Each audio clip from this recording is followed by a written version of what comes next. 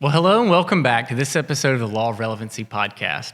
I'm your host, Cord Zoen. I'm also the CEO of Bakemore Pies, a full-service marketing and advertising agency located here in Tampa Bay. Today, we're joined by Eric Keaton of the SPCA Tampa Bay. Eric, thanks for joining us on the show. Thank you, Cord. It's glad to be here. Well, Eric, I was really excited to meet with you and talk with you. You have such a cool, diverse background in marketing and communications, and all of that really kind of came together to lead you here at the SPCA. Could you tell us a little bit about your background? Yeah, I think it all started, my first full-time job was in the Army. I was an airborne military policeman, spent 6 years there, and my uncle had been in the military for 3 decades. And right at the early 90s, he's like, I think it's time for you to get out and use that GI Bill. So I did. Went to school at the University of South Florida, made my way into broadcasting and journalism, and after a decade here in the Tampa Bay area, I went back into public service with Pasco County, and that was so versatile. Worked with a great group where, their main competition was here in Tampa Bay. Clearwater has the beaches, St. Pete has the destinations, Tampa the convention center, Orlando, and they looked at me and they said, we want you to be our PIO, our destination marketing representative, and we want you to be our representative on government TV. I'm like, oh my gosh, there were just so many things to do.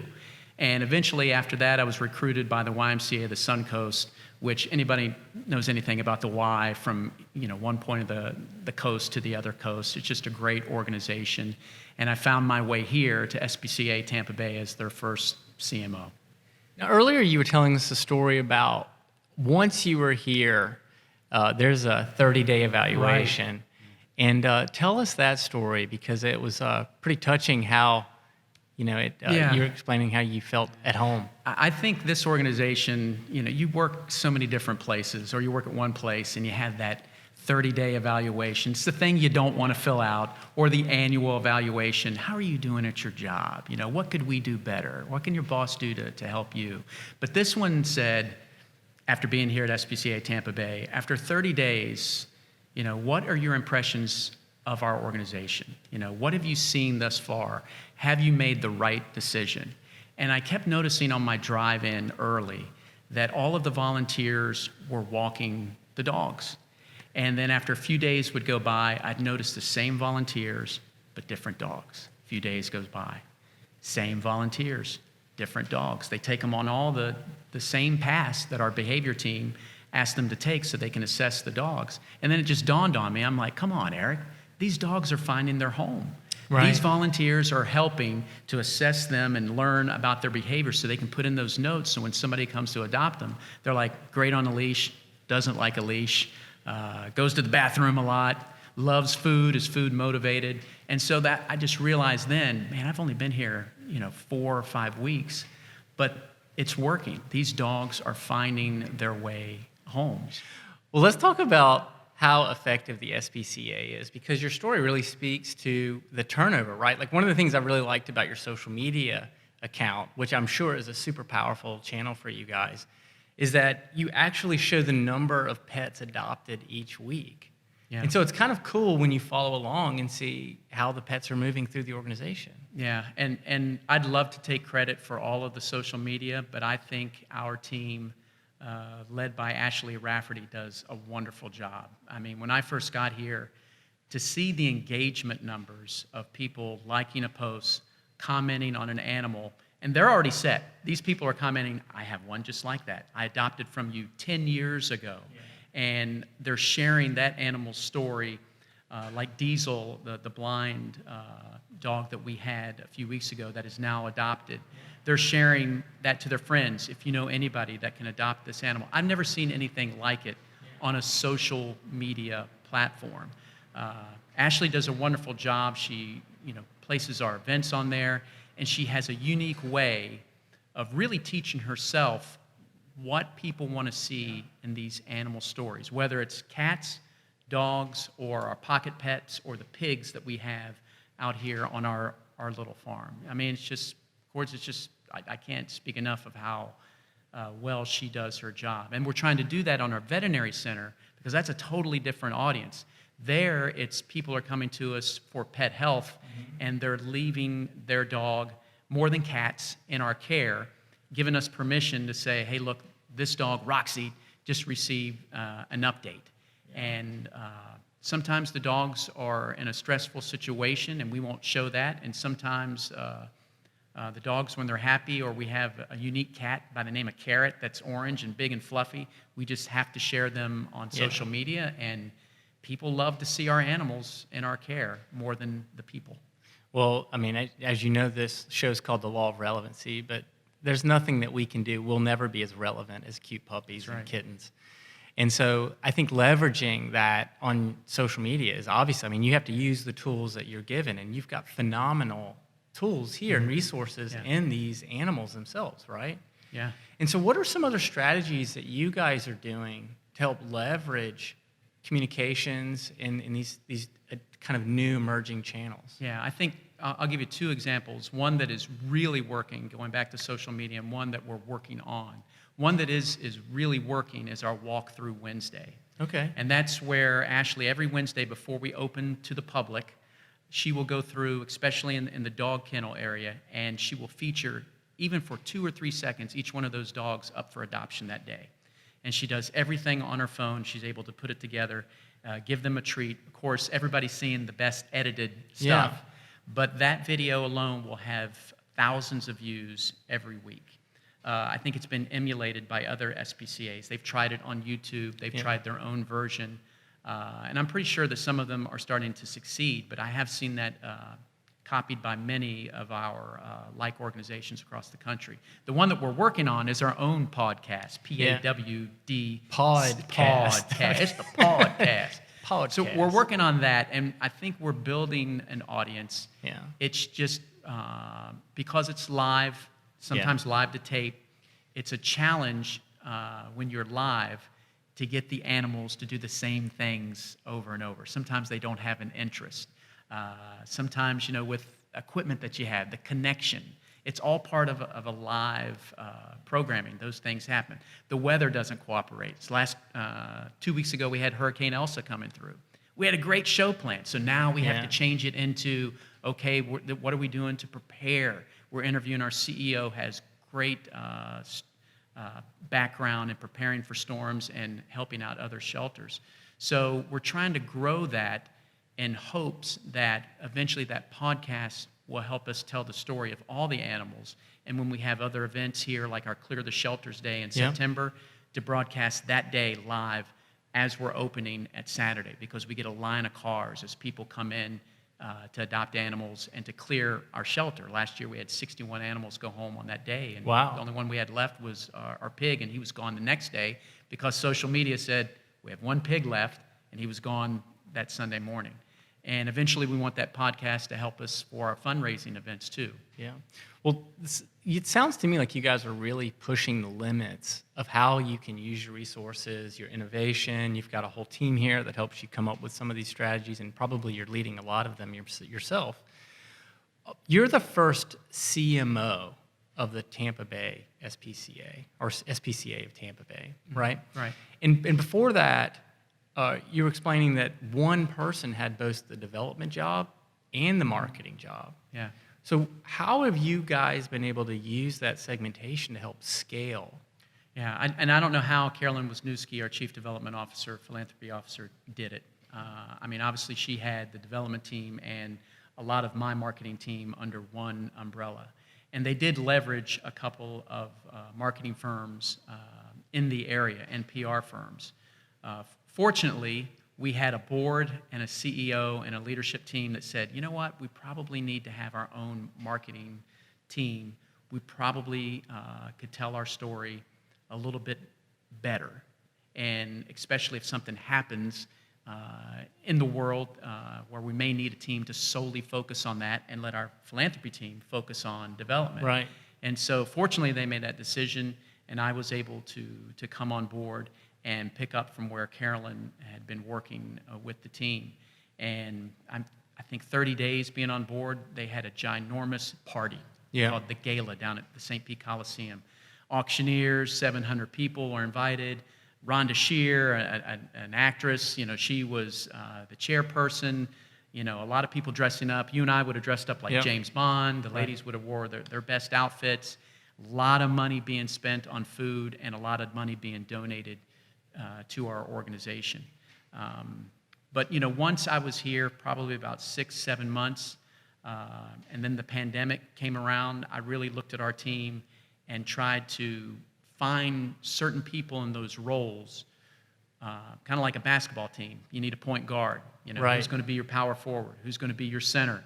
Who's going to be the one that scores all the points like a Michael Jordan? I started looking to develop that team, to have people, the old cliche, get the right people on the bus for our marketing team.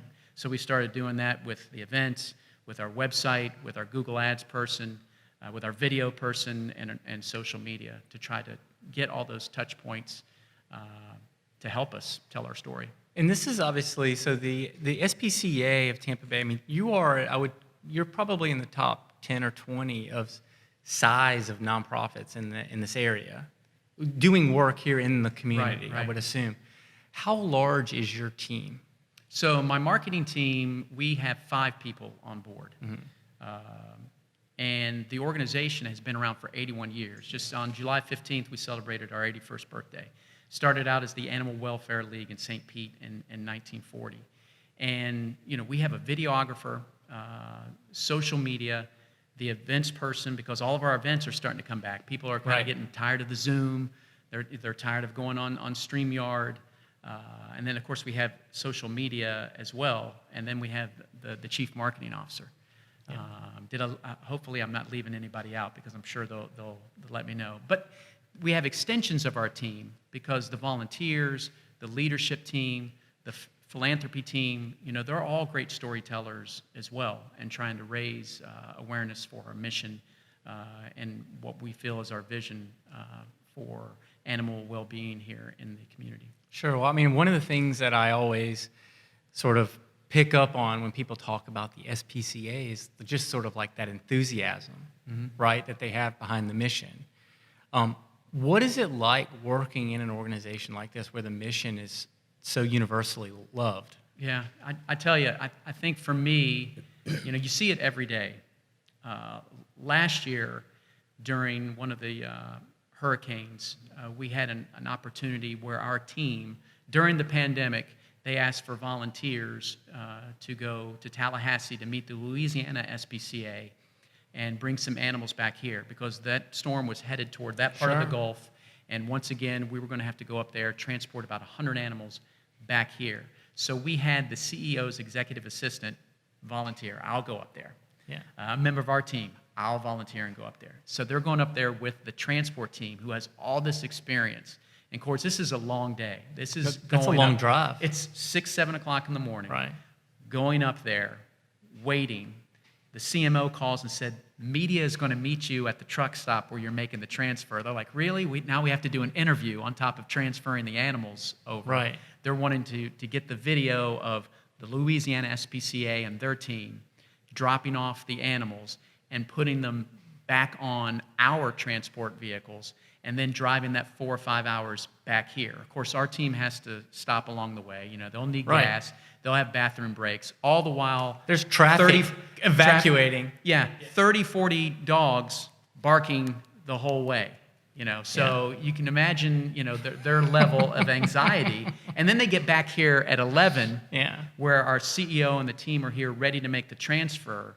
And usually it's... a quick transfer where tomorrow morning is going to be a more thorough medical evaluation by the team. But they're having to take them and put them into one of our other kennels that usually isn't prepared. But of course, because this is a big story, the media's here with their lights and cameras because, these are those heart-wrenching stories where now they're wanting to follow along. I think at the end of last year's hurricane season, we probably transported about 100 animals. Oh, wow. And so that really helped, again, showcase SPCA Tampa Bay and our impact, not just locally here in our community, but helping out our regional partners and how strong our organization is. And we've had people do that for us in the past, where we've had to take our animals here and and place them somewhere else in another shelter. So as the person responsible for like informing the media that you're doing those kinds of things, hey, we've got a story over here, like come get this story. Right. How does that impact the work that you do in terms of like effectiveness in getting coverage and things like that, like when you have such a great cause? I can tell you, Cords, this has probably been the easiest on the public relations, public information side that I've ever been a part of. You start talking about to the media, we have a pocket pet promotion. We have too many rabbits and mice. Can you help us get these animals into new forever homes? Yeah. Immediately, I'll send out a media alert. Producers, reporters are all either texting me or calling me. When can we come out? Do we have the information correct? They're willing to share it on social media. Yeah. And obviously traditional media right, as well. Right. And with the regional transport, we would send out updates every other day. They all wanted to be a part of that story, especially last year, because they're like, we would rather do the pet story than politics or pandemic. Right. It was the better P. Before that, working at the Y, they would be like, do I really have to go to Pasco County? Right. I mean, it's like, no, you don't need a passport. It's just right up the road. And when I worked for Pasco County, if there was some type of crisis, they were there. But if it was a proactive story for the county, they were like, maybe we'll get to it in about a week or two. But here, whether any type of story that I've had so far with animals, they are more than willing to come out. And I think that's because the majority of people love animals and they love pets. Yeah, absolutely. Well, obviously, it sounds to me like from what we're talking about right now is there's a portion of your job and your responsibilities and your leadership that has to do with reacting, and then there's portions of it that have to do with strategic planning and very deliberate and long-term campaigns. Right. What is the mix of what you're dealing with? Oh, it's. I'd love to break it down, Cords, and say it's 80-20, 50-50. I think our team looks at our campaigns and we're able to plan those proactively, or big events. For example, Pet Walk and Clear the Shelters. Sure. And the Paw It Forward campaign that happened April, September, and in November. I think those are all very proactive, where our teams have cross storytelling. We work very well together. We establish milestones. By this date, this has to happen. By this date, this has to happen. We have to have this picture. It has to be this size. And the planning and execution really work well, and then we're able to measure it. And then I think you have some of the events where, yes, I can look inside our system and see that we have 60 rabbits. But what I don't know is that all those 60 rabbits are taking up too much space in our building that's 40, 50 years old. And now we have to make a decision to move them. Or if it's cats or dogs, do we make that decision to move them and need help from another animal services organization? Or do we have a promotion where people can come in and find an animal with no adoption fee? And that's a struggle because we are a charity, because we do need the community's donations. We're not a for-profit organization. Right. When we do that, even though for a rabbit or a mouse it may be a $10 or $25 adoption fee, sometimes when we have those bigger Clear the Shelters events for dogs and cats, even though a sponsor may come in, it's not really a donation on top of that adoption fee. Yeah. So those are probably the reaction stories that we have. And I think our team does a really good job. The marketing team always, as I was telling you before we started the podcast, I think now every other day we get a notice, come to our event. Come to Armature Works, we're having an adoption event. Come to our dog bar, we're having an adoption event, or we'd like you to hang out. People can buy a beer and we'll name it after SPCA Tampa Bay. Everybody wants us to come out. Everybody wants us to bring animals. The marketing team is like, let's go to all of them. And sometimes, though, the operations team has that, I guess you could say, the foresight of seeing wisdom. Yes, the ultimate wisdom, because they have more experience. Again, I've only been with the organization 2 years, and animal welfare is a very unique lifestyle, a very unique organization, and sometimes they're able to take the marketing team and take us off the rainbow and bring us back down maybe to a little bit of reality. I think it goes back to when I was in the military. One of my old platoon sergeants said, Sergeant Keaton, you need to stop and think. Stop and think about what you're ready to do, and don't make your decision based on emotion. Yeah. Whether that's going to be, let's go, let's go, let's go, or it might be a negative emotion where you might go back and say, boy, if I would have stopped and thought about that, I Right. might have been able to logically or tactically talk to somebody and resolve the situation. So, Eric, one of the things that we come across in working in the nonprofit space is a lot of times you have these fundraising models, and there's communications and marketing strategies that go along with it. Like one of them, for example, is called the Benavon model, where you curate these very large philanthropists, and you really only ask them once a year. Mm-hmm. You guys have events all the time. Is that part of some model? Do you have like a secret sauce of like trying to figure out a recipe for how many events you should have? Like, how do you plan all of that? Yeah. That's a great question. I think the secret sauce is being in two major nonprofits in the Tampa Bay area for almost the last decade. This is the first organization where I've seen where they really take a versatile approach. Okay. So they have a vast direct mail campaign. Again, it goes back to us talking about our podcast. Sure. Where the pets are better than the people. Out every time. When folks get that letter in the mail talking about one of our animals that came through our shelter, that we helped nurture and get adopted, and now they're living its best life, and they read about that, whether it's a $10 donation or a $100 donation a month, that they become a philanthropist with our organization. Right. And of course, there are others that our chief philanthropy officer and our CEO and our major donor team, they work on folks that have been donating longer than I've been here, longer than most of the team has been here, where they are former board members and they're donating thousands of dollars. And in the future, if we ever look for a capital campaign, they're the ones that are going to help us find those folks that can help us build a new way home for all of these animals as well. I think for the strategies for the events, that is where the team gets together, and there are events that are on the calendar. They are going to happen every year. And then there are those where they are the reactive, where they are on social media now, where our team can find that story. I was talking earlier about Ashley and her social media on Facebook. She'll find a story about one of the animals and their pet rhino. And that story went viral and almost a million views between here and down in New Zealand, where everybody saw Penny and her pet rhino and wanted to donate funds, but also pet rhino toys. Yeah. And we would receive some of those donations, because a lot of folks, we think financial donations, but a lot of times it's also in the way every year, how can we get food bank donations, not only for us, but for us to share to the community?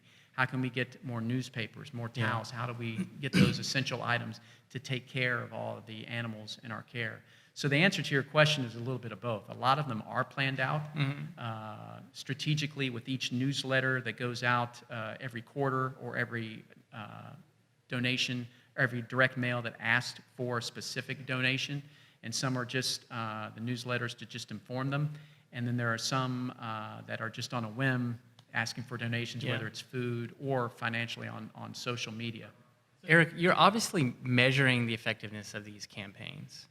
And I would assume that's how you determine whether or not a particular campaign, direct-to-mail campaign, event, whatever, gets back on the schedule. Right. How do you determine when something that's been on the calendar for a while has now run its course? Does that ever happen? Not yet here, but sometimes I also think the industry dictates the campaign. For example, Giving Tuesday. Okay. Giving Tuesday's date usually changes. Sure. For us last year with the Paw It Forward campaign, we changed Giving Tuesday, meaning we looked at a different way of raising money because we couldn't have the gala. We couldn't get people together because of the pandemic. Right. So we decided to have a virtual campaign, take out a bunch of advertisements on television, on the radio, combine it with and integrate it with our direct mail, our social media, our website, have PR here on one specific day, November 12th, and ask people to help our cause. So we did not have Giving Tuesday, which happened right after Black Friday. Sure. The year previous, because there was no pandemic, we had the Giving Tuesday, and it was a successful event. Right. We focused on helping our wildlife portion of SPCA Tampa Bay.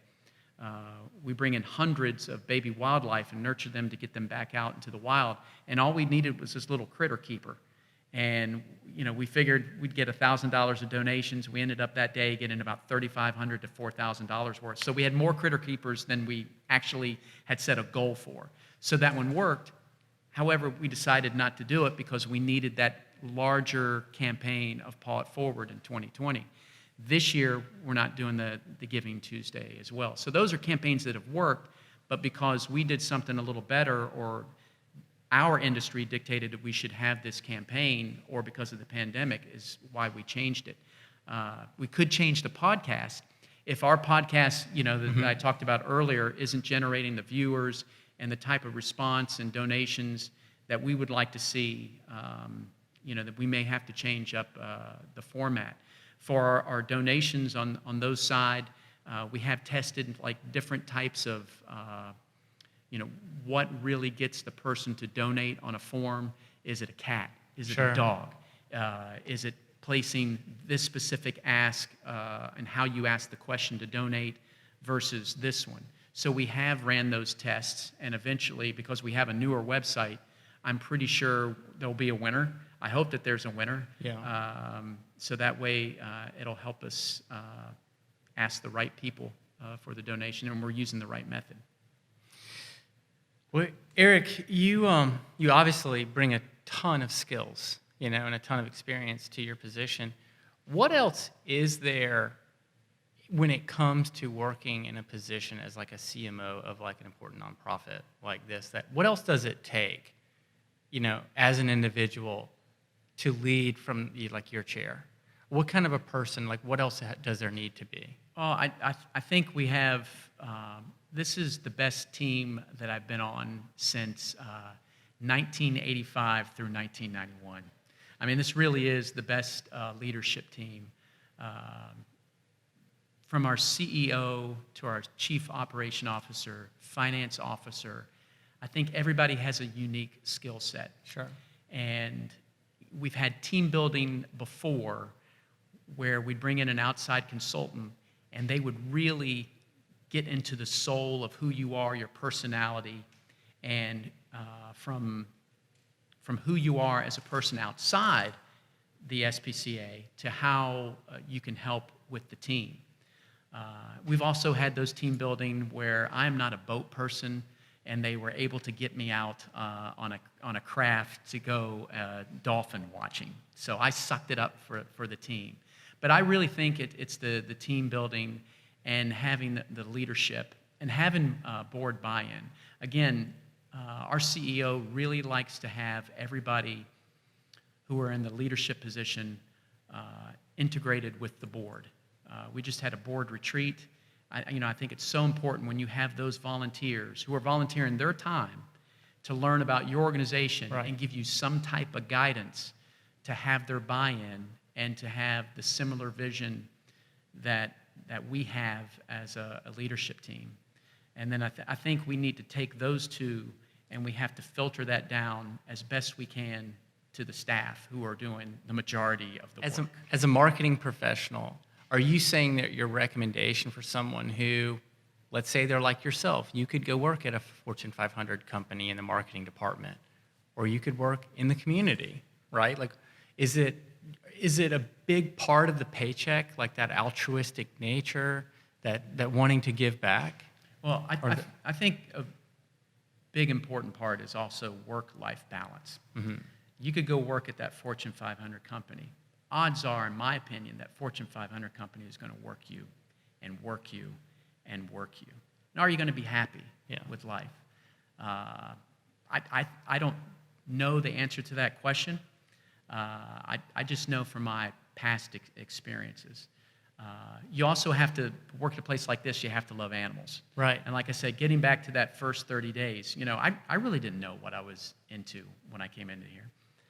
to this organization. I knew I was going to be the first chief marketing officer, so I know that where I'm at in my career, because I'm the first, I want to leave it better when I leave than how I found it. And so it gave me a chance to start something and help create something with a fantastic team. So, I think you really have to look at your own skill set.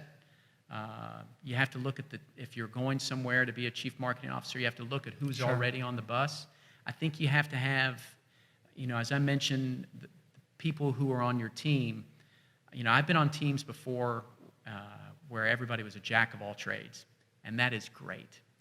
But you know what they say about jack of all trades? Jack of all trades, master of none. Right. And so I think we have some people who are masters of great skill sets in different parts on our team. Like I said, I think because of my old sports background, we have a pretty good basketball team. Yeah. We have some point guards, we have a center, we have a power forward, we have a shooting forward, and so we're able to keep our mission moving, and on one side get revenue at the veterinary center, on the other side get donations from people who care about our organization.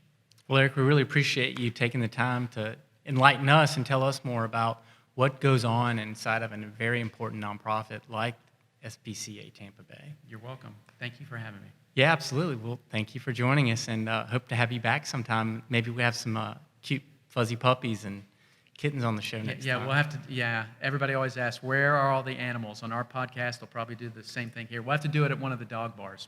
There we go. Perfect. Well, thanks again. And you can find our podcast everywhere where podcasts are found, as well as on our social media. And again, it's also a video podcast. And where can they follow your stuff? SPCATampaBay.org, or go to our YouTube and look up SPCA Tampa Bay or Facebook. Well, thank you again for joining us, and we'll catch you next time.